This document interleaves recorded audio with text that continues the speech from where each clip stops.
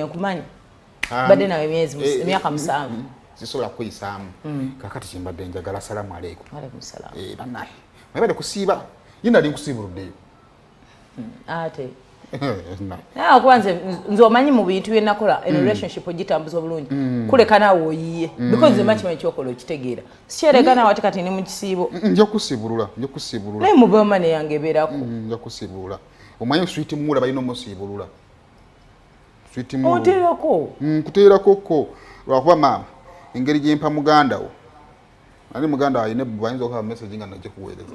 tasobola nagamba okyekwasa bwekwasa ekyo muulanga kati nja kuyisa mu muganda wo akuwe naye ng'oli bulungi kati aba musanji aba musajja munnange omusajja muno ali atya yali mulungi kakati mbadde nsaba waliwo wano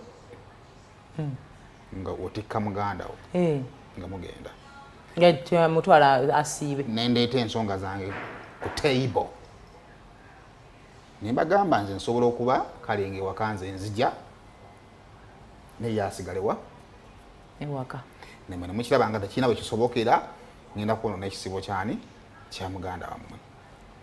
mu bulumi obungi nenzikola ki nenzikiriza nembagamba mugende mukole ki musiibe kati mbadde nsaba eyagenda mu kisiibo mbadde nsaba akiwa obudde ate ensonga ki ajja wano mbadde nsaba nasimulabangako nga mbadde nsaba concentrating ku kisibo kubanga kirabika akiwa obudde butono simulabangako ng'avudde waka kakati anti obuzibu ewaka waliyo omubiri omwoyo gusula wano nguya nga gukubagana ku bisenge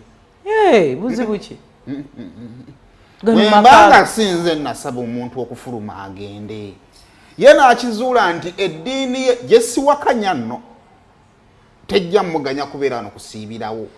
nga namugamba kale kangende mu kisenge ky'abaana negamba kale kangende njafunanga gyensula naakuma byonna n'abigaana ngoye ebintu by'okunnondoola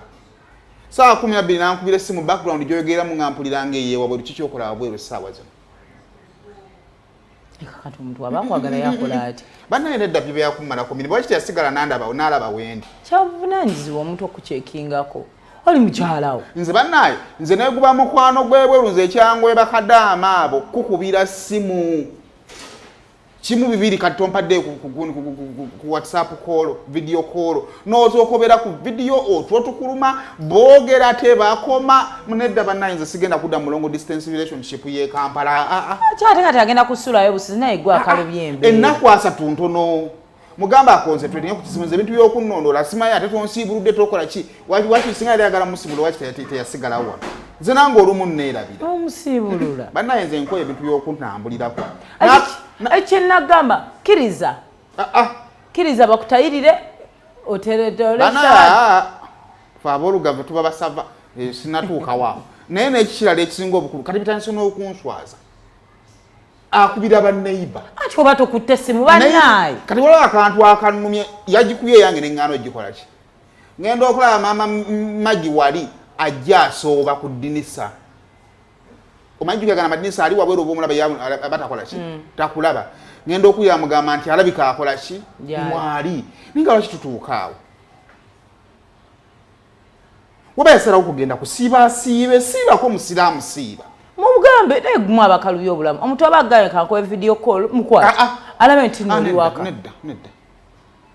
nataka n'okwa kakati teka ku video call kyusa obuliri obwo nga tobwaze amasuula gana tegaguba kati gajjeko gannyike ntwalaako emmanju ekitayiro z'omu kinabiro nga zigubye kakati zikuuteko akuma makage bannaye zisaagala byakunfuga bumbula nsaagala nze nekyanzije waka kufugwa nze nekyanzije waka kufugwa kundagira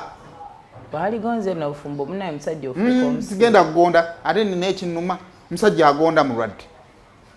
olinda olwale ate olwa atalibwala funa pressure ki ekiba kikuwaganyaza gamba muganda wo mbuzayo mukwano gwammwe kati wuliriza akaama ka leero